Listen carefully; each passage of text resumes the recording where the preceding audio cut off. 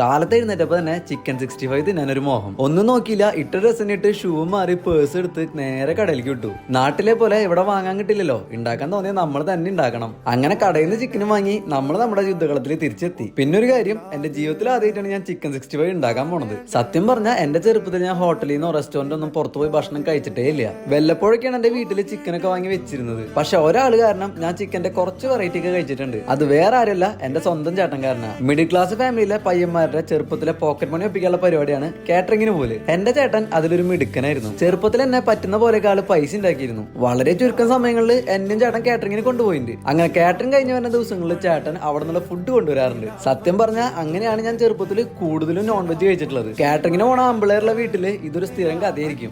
ഇത് കാരണം അമ്മയ്ക്ക് പണി എളുപ്പമാണ്, കറി വെക്കണ്ടല്ലോ. എന്തായാലും എങ്ങനെയൊക്കെ തട്ടിക്കൂട്ടി ഞാൻ ജീവിതത്തിൽ ആദ്യമായിട്ട് ചിക്കൻ 65 ഉണ്ടാക്കി. സത്യത്തില് നല്ല മണം ഉണ്ടായിരുന്നു, പക്ഷെ വലിയ ടേസ്റ്റ് ഒന്നുമില്ല. പിന്നെ നിങ്ങളുടെ മുന്നിൽ അത് കാണിക്കണ്ടല്ലോ എന്ന് വിചാരിച്ചിട്ട് വെറുതെ ഇരുന്ന് ചിരിക്കുകയാണ് ഞാൻ.